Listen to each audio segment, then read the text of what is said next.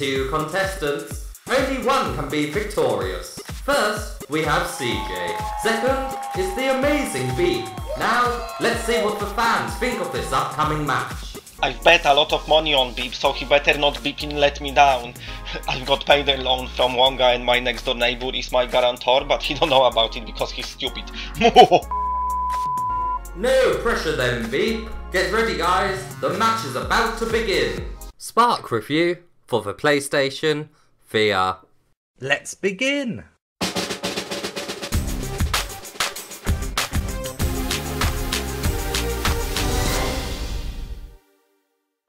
First up, let's take a look at the gameplay.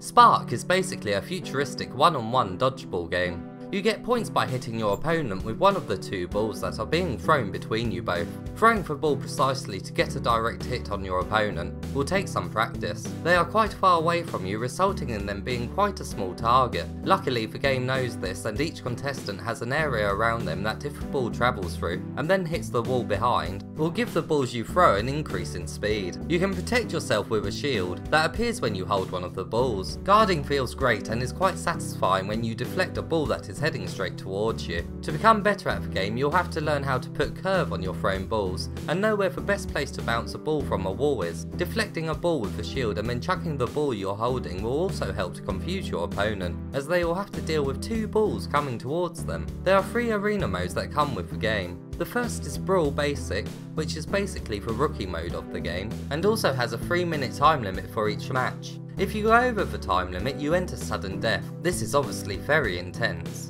Second is Brawl Advanced.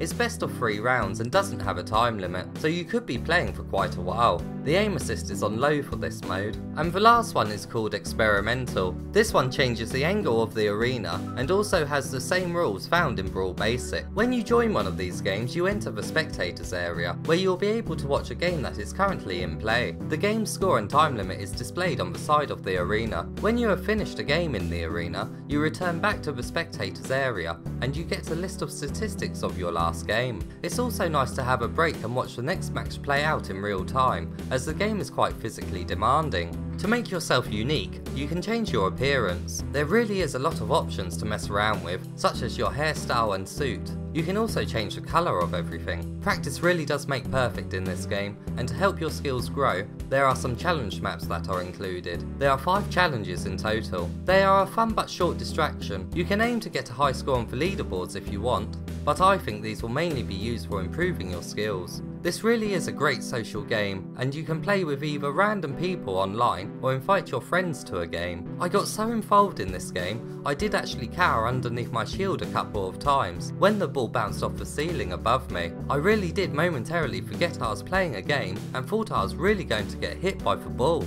Now let's take a look at how immersive this sports game is. The depth is great in the arenas, and you always have a good understanding of how far away each ball is from you. As you can see your virtual body, this helps to ground and immerse you in the world even more. Being able to freely move your virtual hands also helps immerse you. Performing movements in the spectator's room is comical and really makes you feel a part of the world. The gloves on your hands are greatly detailed and look amazing up close. The same can be said for the shield. The arenas are not too detailed though, but they really couldn't be. The balls travel so quickly that they'd be quite hard to see if the backgrounds had a lot of detail in them. Looking outside to see the spectators really does make you feel incredibly tiny. Even when spectating, you feel like you are part of the current match. The walls around the spectators pump and light up whenever a winning action is performed in the arena. The menus are very well done and are incredibly neat. Their futuristic appearance is visually appealing and suits the game's setting. They are very easy to navigate and the text is crystal clear, which isn't always the case in VR titles. Placing menu pieces to advance to the next location and placing an avatar item both feel very fluid and help to make your virtual hands feel even more like your own. The sound effects as the balls collide with the arena walls and the shield you're holding are great, and really do a good job of making the collisions believable.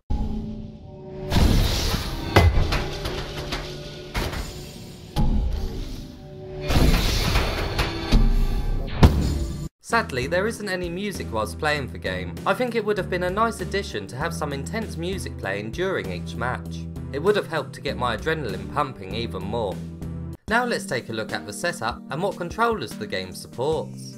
This game is played in a standing position. I was stood just over 2 meters away from the camera. No matter where you are, you will always be in one position. For this reason, the game should not give you motion sickness. This game does not support the DualShock controller or one move controller. The game requires you to have 2 move controllers to play. You are going to need a lot of room to the sides of you so that you can spread your arms to catch balls and also to move out of the way of balls that are coming towards you. I am very happy to say that the head tracking and move controllers are tracked very well with the PlayStation camera. They had to be too, otherwise it would have been game breaking. Now let's take a look at how long the game is and what trophies come with it.